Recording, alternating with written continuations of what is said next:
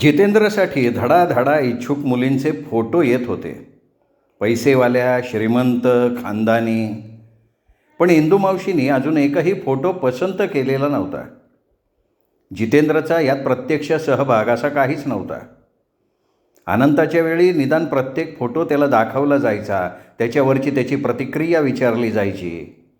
जितेंद्रच्या बाबतीत मात्र इंदुमावशी असं काही करत नव्हती. ती स्वतःच फोटो पाहायची.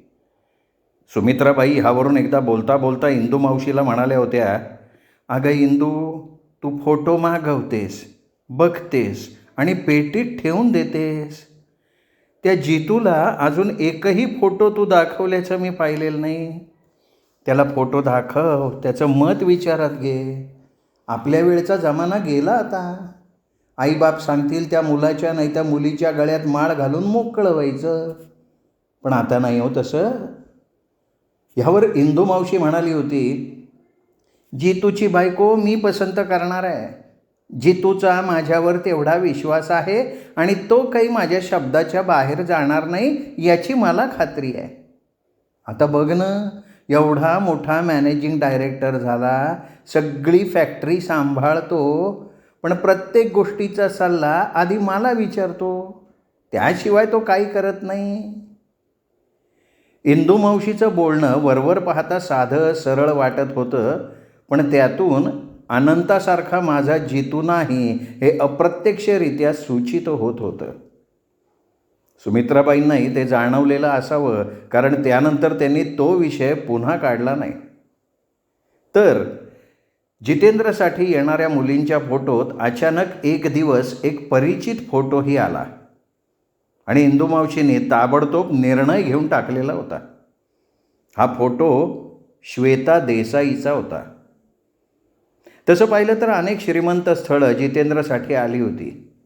त्या मानाने देसाई फारसे श्रीमंत नव्हते.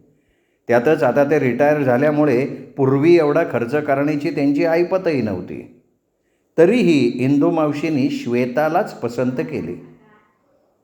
इंदुमावशीचं एक स्वप्न होतं, जितेंद्रसाठी खूपशी स्थळं यावीत आणि तीही चांगल्या मोठमोठ्या लोकांची.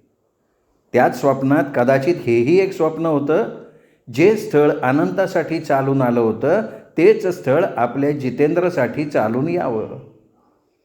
कदाचित याचसाठी एवढी सगळी स्थळं आलेली असताना इंदुमावशीने अजून कोणालाच होकार कळवला नव्हता.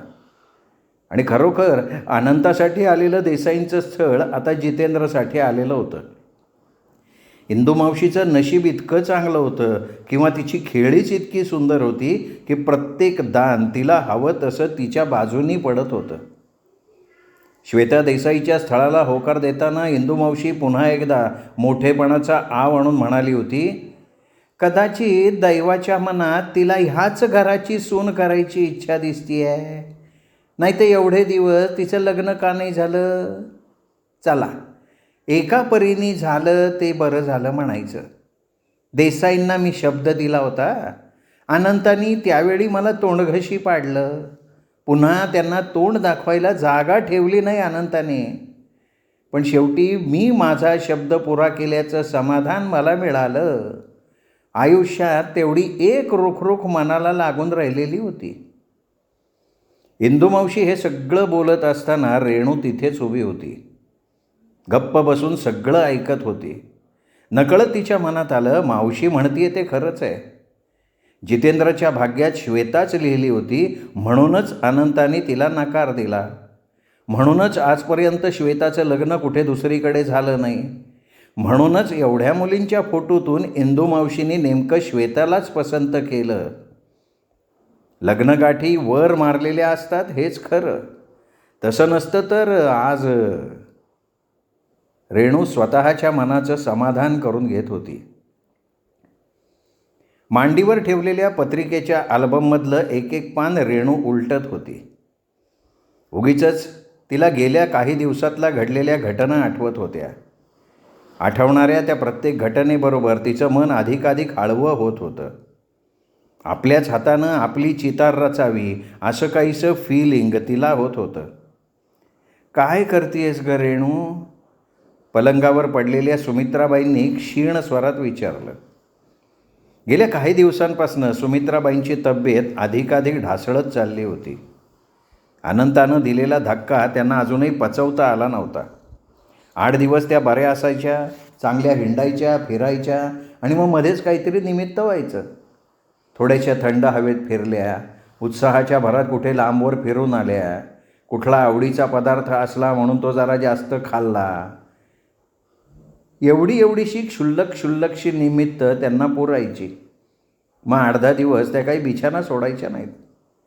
गेल्या 2-3 दिवसांपासून त्या अशाच बिछाना धरून होत्या.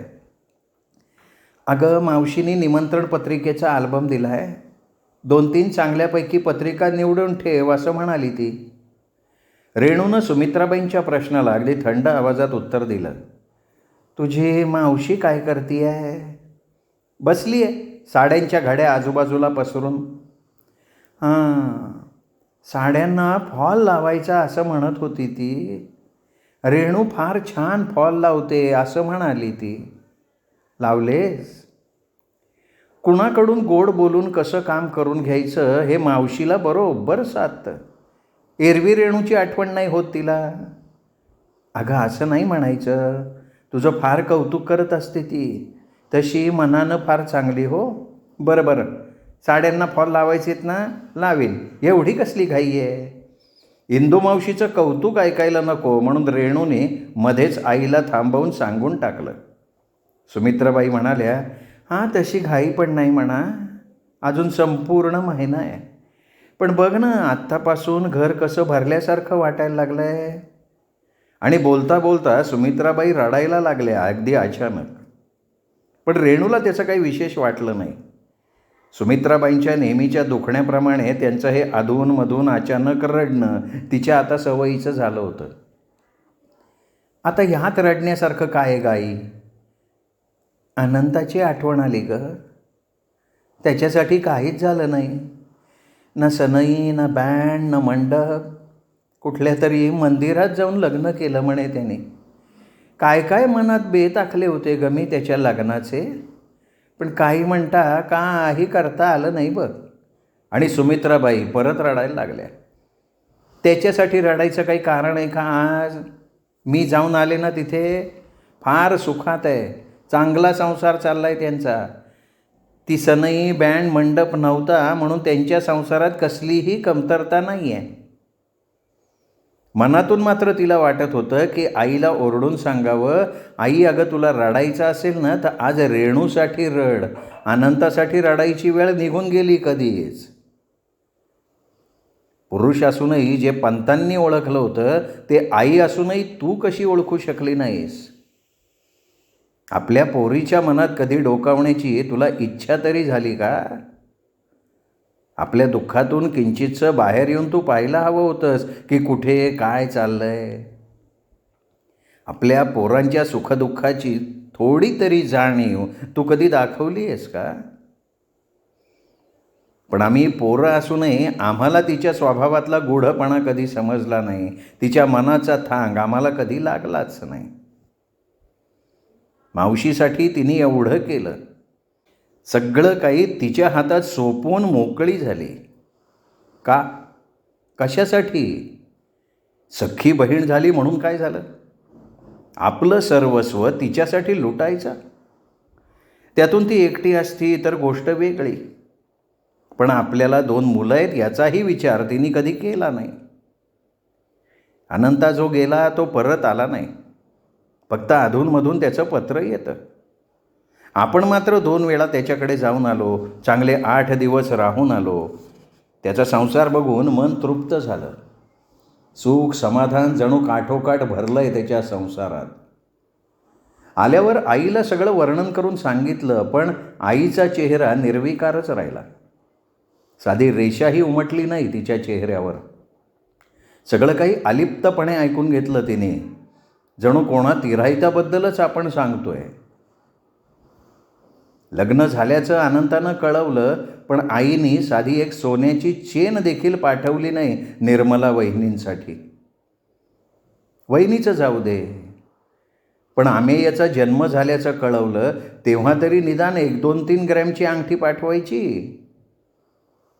आणि हे सगळे दागिने, डझनभर साड्या, महिनाभर आधीपासून बंगल्यावर सोडलेल्या या रंगीबेरंगी दिव्यांच्या माळा, हे सगळं कोणाच्या पैशानं, कोणाच्या पैशाने चाललंय हे सगळं?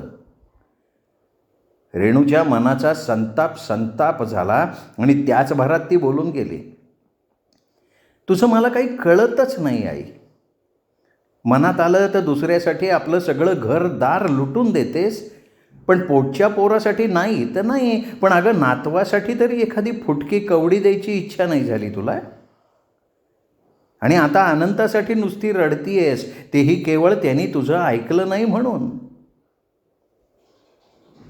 आणि मग म्हटलं तर आईला आणि म्हटलं तर स्वतःशी बोलावं तसं रेणू म्हणाली, लोकही किती आपमतलबी स्वार्थी असतात. गोडगोड बोलून आपली तुंबडी तेवढी भरून घेतात. स्वतःचा स्वार्थ साधण्यासाठी दुसऱ्याचे कान भरवतात. रेणू, सुमित्राबाई केवढ्यांदा तरी ओरडल्या. सुमित्राबाईंच्या त्या तशा ओरडण्यामुळे रेणू एकदम गप्प झाली, खाली मान घालून बसून राहिली. इंदू मावशीविषयी आपण असं काहीतरी बोलल्यावर आईची ही प्रतिक्रिया तिला अपेक्षितच होती, पण तरीही ते बोलल्याशिवाय तिला राहावलं नव्हतं. क्षणभर सुमित्राबाई काही बोलल्या नाहीत. त्यांच्या मनात आलं, आजकाल रेणूच्या स्वभावात किती बदल झाला आहे. नेहमी बडबडणारी रेणू आजकाल बोलत नाही, गप्प असते. आणि आज एकदम म्हणजे एवढी उन्मळून ती बोलली तरी कशी आणि का बोलली? पण तिला काहीच माहिती नाही आहे. आपण इंदूशी एवढ्या सैलपणानं का वागतो, तिच्या कुठल्याही निर्णयात कधी ढवळाढवळ करत का नाही, यामागचं कारण तिला सांगावं का?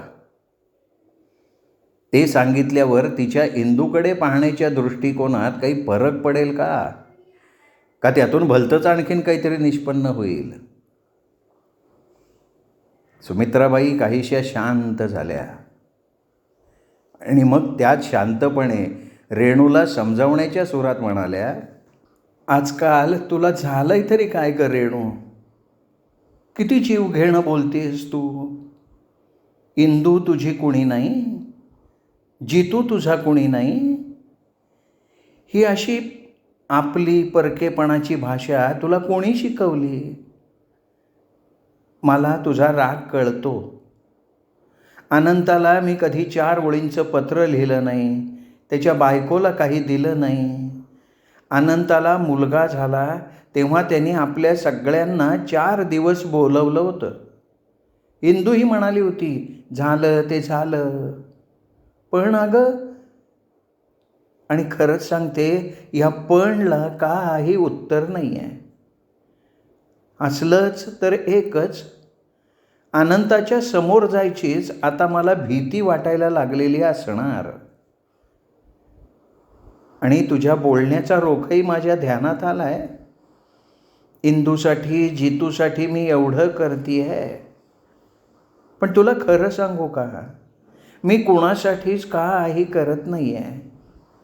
फक्त आपल्या अपराधाचं प्रायश्चित्त घेतीये. एक जुनं कर्ज डोक्यावर आहे, ते फेडण्याचा प्रयत्न करतीये. आणि तुला खरंच सांगते रेणू, तेवढंही मी केलं नाही तर मरताना सुखानं शेवटचा श्वाससुद्धा येणार नाही ग मला. स्वतःच्या मरणाची भाषा सुमित्राबाई दिवसातनं किमान 3-4 वेळा तरी बोलत असायच्या. कुठलाही विषय कुठूनही सुरू केला तरी त्याचा शेवट त्या स्वतःच्या मरणाजवळ आणून करायच्या. कधी रेणूला त्याचा राग यायचा, कधी वाटायचं माणूस असा आतून पार पोखरून निघाला असला की त्याच्या मनात सतत स्वतःच्या मरणाचा विचार घोळत असावा आणि मग बोलताना तो त्याच्या मनातून पृष्ठभागावर येऊन प्रकट होत असावा. यामुळे कधीकधी रेणूला आईची काळजी वाटायची. पण एक मात्र खरं, सुमित्राबाई असं सतत मरणाची भाषा बोलत असल्यामुळे, त्यातलं गांभीर्य काहीसं कमी झाल्यामुळे रेणूच्या मनावर आता त्याचा पहिल्यासारखा विशेष असा परिणाम व्हायचा नाही. आईच्या या अशा बोलण्याकडे ती आता चक्क दुर्लक्ष करायला शिकलेली होती. आताही आईच्या मरणाची भाषा ऐकून तिने तिकडे फारसं लक्ष दिलं नाही.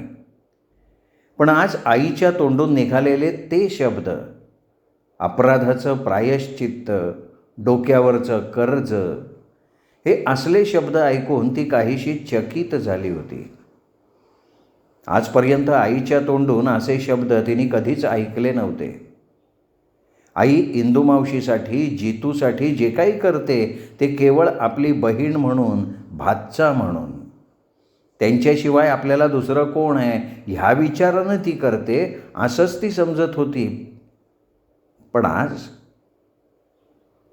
इंदू मावशीचा असा कुठला अपराध आईने केला होता? इंदू मावशीने असा कुठला उपकार आईवर केला होता ज्याला आई कर्ज समजत होती आणि ते फेडण्यासाठी ती एवढी धडपडत होती? त्यासाठी तिने इंदू मावशीच्या हातात सगळं काय दिलं. रेणूला काहीच कळत नव्हतं, काहीच समजत नव्हतं. मात्र आईच्या त्या शब्दांनी तिची उत्सुकता शिगेला पोहोचली होती. आपली ही उत्सुकता आज पूर्ण करून घ्यायचीच. आईने उच्चारलेल्या त्या शब्दांचे अर्थ समजवून घ्यायचेच असा तिने मनोमन निश्चय केला. रेणूनं मुद्दामच चेहऱ्यावर अविश्वास दाखवत आईकडे पाहिलं. आईच्या शब्दांवर आपला विश्वास बसला नाही हेच तिला दाखवायचं होतं. सुमित्राबाईंच्या ते लक्षात आलं का नाही कोण जाणे, पण त्या म्हणाल्या, रेणू, तुला एवढा मावशीचा राग का येतो ग? मला समजतच नाही बघ. किती वर्ष हाल अपेष्टात काढलेत बिचारीने. आता कुठे तिला थोडेफार सुखाचे दिवस दिसत आहेत. सगळं आयुष्य त्या 2 खोल्यांच्या खोराड्यात काढलं. कधी कसली हौस नाही, मौज नाही. 2 साड्यांवर 3री साडी तिला माहीत नव्हती. अर्थात पंतांचा काही दोष नाही आहे म्हणा. ते त्यांच्या परीनं सर्व काही करत होते. पण लहानपणापासून इंदू कशी टापटीप, सुखात वाढलेली. माहेरी काही कमी नव्हतं का आमच्या? पण एकेकाचं नशीब. तसं पाहिलं तर आम्ही दोघी सख्या, एकाच रक्ताच्या बहिणी, पाठीवर पाठ देऊन आलेलो. पण किती फरक होता का आम्हा दोघीत? दैवानं माझ्यावर भरभरून सुख उधळलं, ऐश्वर्यात लोळावं असं वैभव दिलं, तर त्याच दैवाने तिला दारिद्र्याशिवाय काही दिलं नाही. मला कधीच कसल्याच गोष्टींची कमतरता जाणवली नाही, तर तिला सतत कसल्या ना कसल्या कमतरतेची जाणीव होत राहिली. पण तेवढ्या गरिबीतही तिने कधी आपला स्वाभिमान सोडला नाही.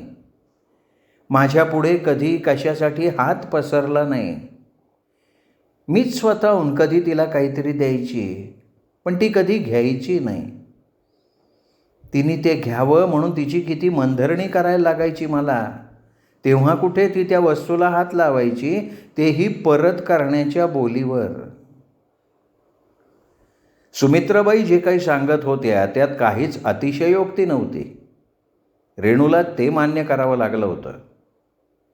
आता हेच, या बंगल्याचा सगळा चार्ज मावशीच्या हातात होता.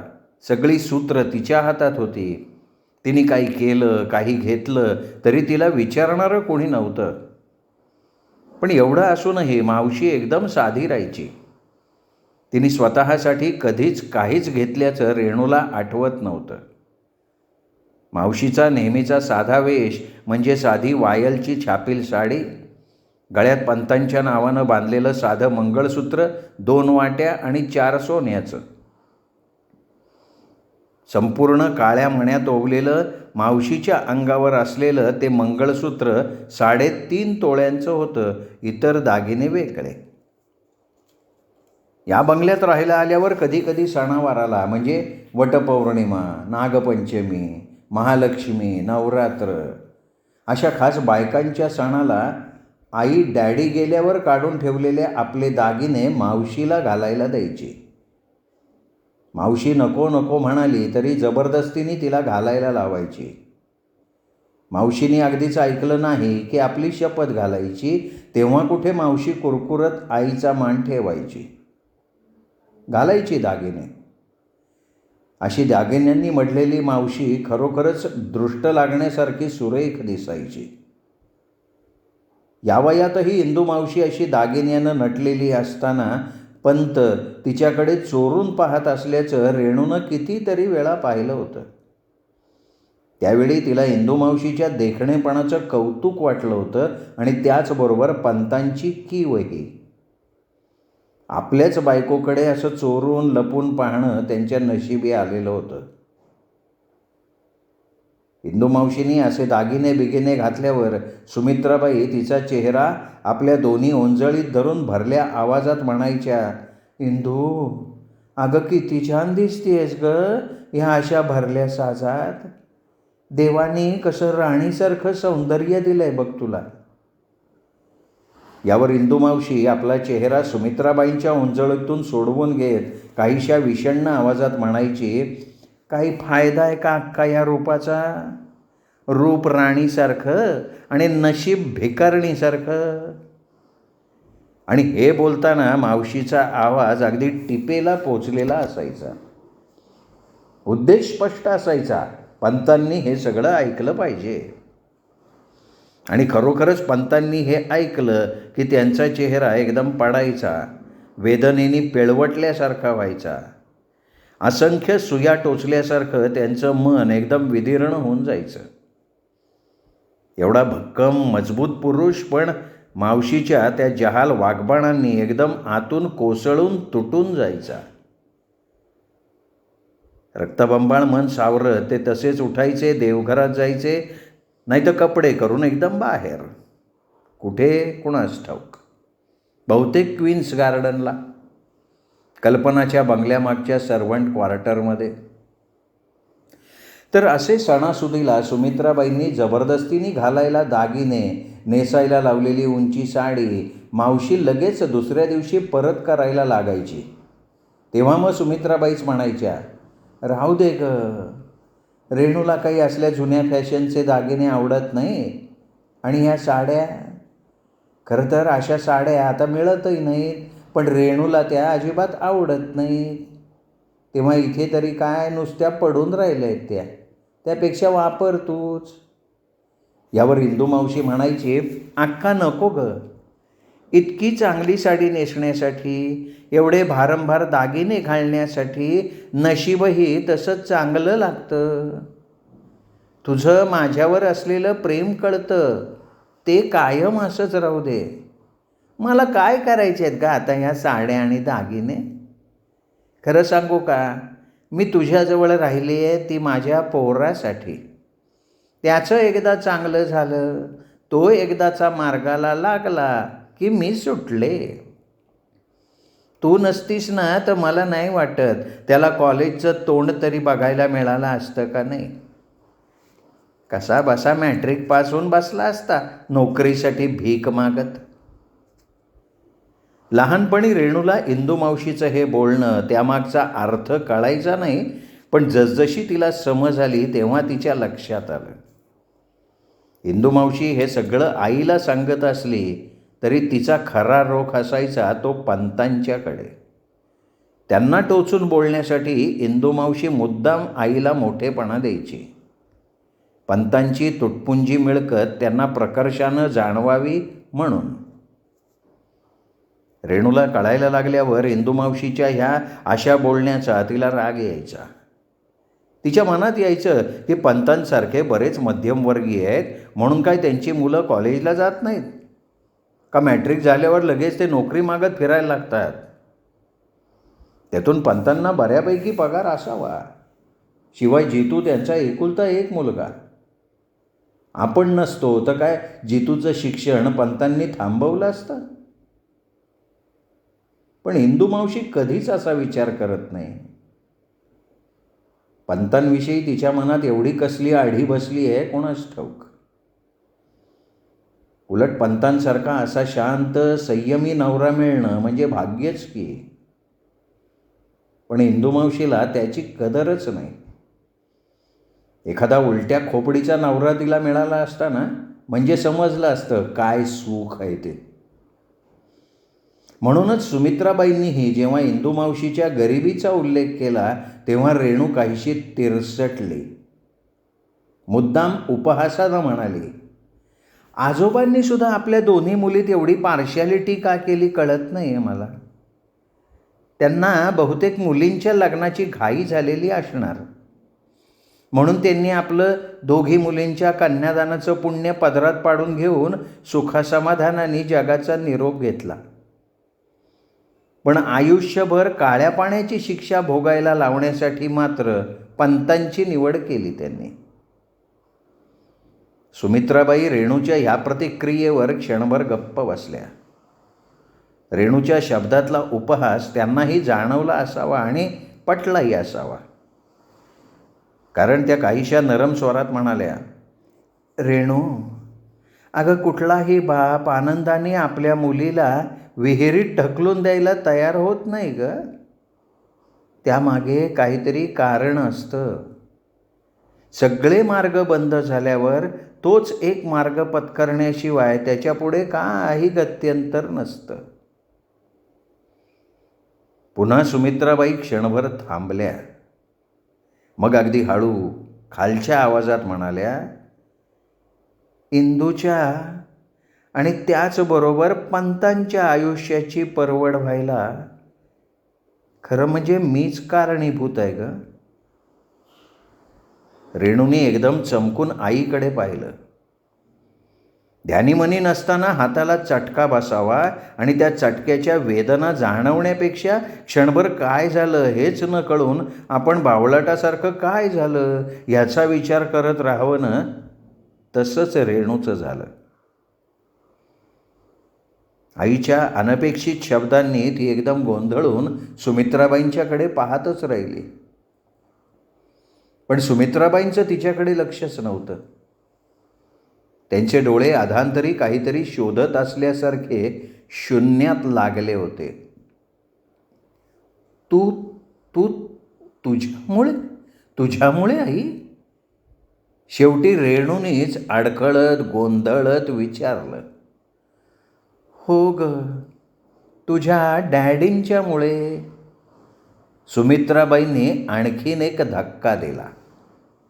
आता मात्र रेणू चांगलीच गोंधळली.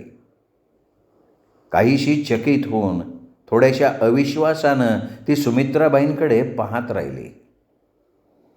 रेणूच्या त्या चमत्कारिक नजरेनं पाहण्यानं तिचा आपल्या बोलण्यावर विश्वास बसलेला नाही ह्याची त्यांना जाणीव झाली होती आणि म्हणूनच त्या म्हणाल्या,